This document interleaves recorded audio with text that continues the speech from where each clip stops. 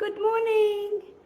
Today I want to talk about why it is that we might seek recognition and validation in places that we already know we aren't going to get it.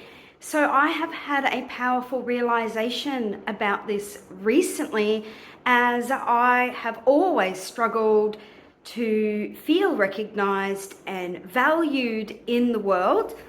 And I understand that it comes from my childhood, as does many of the feelings and patterns that continue to repeat themselves throughout life. It stems from some kind of childhood pattern or trauma. And though being fully aware of that has not really helped me, what has helped me was to unpack this pattern in great detail. Not just to say, I always want to get recognition from this certain place, and I know that it's not healthy, and I know that it doesn't work. But what is it about that? Why? And I've had some things come to mind recently that have really helped me understand this about myself. And what I feel is likely true is that being a student of counseling and psychology and learning about how we carry on patterns from childhood and how the subconscious mind works by attracting people and places and things into our life that are aspects of ourselves. The universe wants us to heal these parts of ourselves. So we're not going to have a smooth, happy sailing life, right? We're going to be challenged, and we're going to be brought these things into our awareness to heal them. So if we are looking for something from our parents, which we are, so when we are born into the world, we look to our parents. So we don't know there's a God or a universe helping us. We are 100% dependent on our parents when we are first born. So to us, they are our God. They are our world. So our first interactions with them are going to shape our view of the world and the universe. Is it kind and loving and supportive, or is it dangerous and harmful? And unfortunately for me, I was brought into the world feeling unsafe and feeling unloved. And this was no fault really of my parents, because they were very young and they were learning. And I've done a lot of my trauma healing around that. So I have forgiven them. Through my own upbringing, I grew up and as an adult went out into the world thinking that I had to fix this somehow. I didn't feel that I got the recognition and validation and love that I truly needed. I wasn't seen for who I really was at a soul level growing up. So I have spent most of my adult life seeking that in other people and places. And it's, I'm 47 years old now. So, that's a really long time to be doing that, right? And I'm quite at the end of my rope. Like I don't know how to end this, and I don't know how to fix it. And so I've realized that it's not really about that.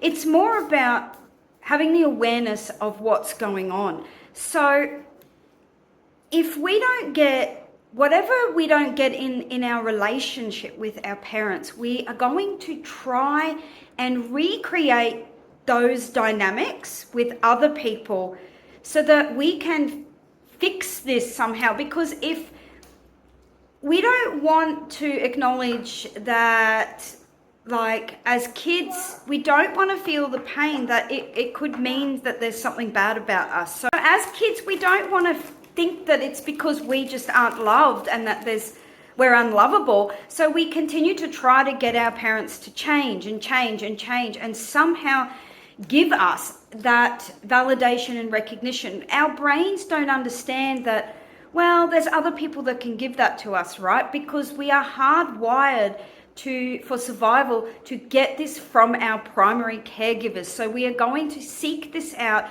for as long as we can. And once we are away from our parents, we are then going to turn to other people that are similar, who don't value us and don't see us, so that we can continue to try to change them, so that we can finally say, I am lovable. It wasn't about me.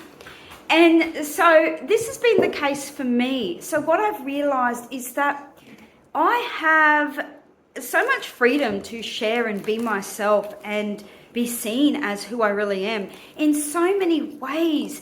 But I have been limiting myself to just people that I know, because somehow, no matter how much I try to get validation and recognition, I just never seem to get it, and I end up feeling rejected and like something's wrong with me.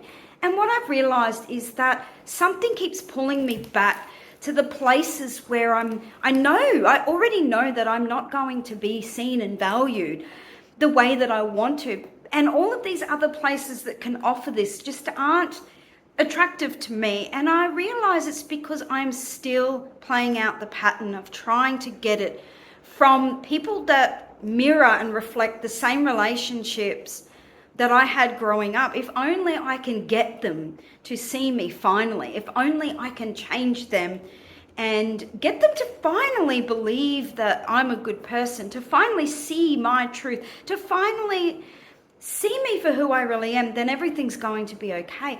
But that's not the answer.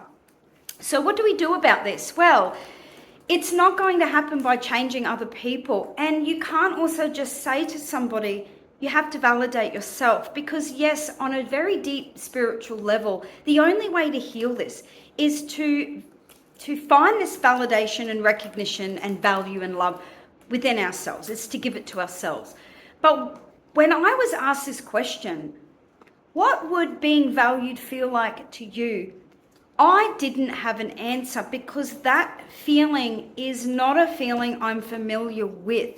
And many of us are the same. How can we feel value towards ourselves? How can we envision feeling valued from other people if we have never felt that feeling and that feeling is foreign to us? So feelings are formed, and we are familiar with what it feels like to feel angry and to feel sad, but some of us don't know what true unconditional love actually feels like in our being, or value, or being seen. We may only know what rejection feels like, which is the case for me. So I just want to share that there are ways to validate ourselves which don't feel forced and don't feel like we're trying to pull from somewhere this foreign feeling that we've never known before. So I can tell you that what has come to me is a very, very important way to value ourselves, to feel valued from ourselves. It's going to start with one very important step: allowing our emotions. So the reason that we grew up not feeling valued by our parents was because our feelings were not seen. We were not seen and recognized and loved for our deepest negative emotions. So we learned to push them away. So it makes perfect sense that the reason that the first place to start with validating ourselves and valuing ourselves is allowing those emotions that were not allowed growing up. So for me, this looks like I realized there was a lot of anger coming up that was underneath this need to reach out to the world and other people for validation and recognition. And this anger has come from, I deserve to be myself in the world. I deserve to express who I am. I shouldn't have to hide anymore. I'm so angry that I was never allowed to be myself. So this doesn't mean that I go out on social media and say I'm free and I have a right to be here, because that's still coming from that place of anger. And that's me pushing it away. That's me saying, no, I'm going to get out of this anger. I'm going to escape this anger and take action. And the spiritual community can be a place that encourages this sort of thing. But it can also be a form of spiritual bypass if we don't first acknowledge those feelings and allow them to be. We don't have to act on them. We don't have to claim back our power just from pure anger. The first step is, because we are not going to be able to claim our power back. We are not going to be able to enter back out into the world as being self-validated and self-valued unless we have validated and valued those feelings in ourselves. So that's what self-validation really truly is. It's recognizing these uncomfortable feelings and saying, I'm allowed to feel this. It's not going into a rabbit hole of blame and, I'm traumatized. And, if you haven't done any trauma healing work, yes, go and do that with a therapist or a healer. But if you've already done all of that, it can simply just be that these feelings are valid and real. And I'm also, because it's also going to be helpful to try to write down things about ourselves that we like. So, I feel angry. What do I value about that? I value that I have these pure emotions within me and there's nothing wrong with them. I value my emotions. You can write that down. What else do you do that you like about yourself without thinking whether anybody else is going to like? I like that I eat healthy and exercise. I like that about myself. Often I will just try to share it with people without first fully feeling that feeling of gratitude that, I actually like that about myself. I don't actually take that step. I skip straight to somebody else has to like that about me first. I need to take a step back and go, hang on.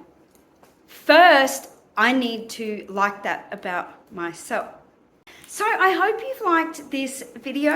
I will share more as I am going through my healing journey. But yes, first step is recognize why we are seeking this in places that we know full well we're going to find rejection and we're not going to be validated. Why do we keep going back to these people and places when we know we're not going to get that?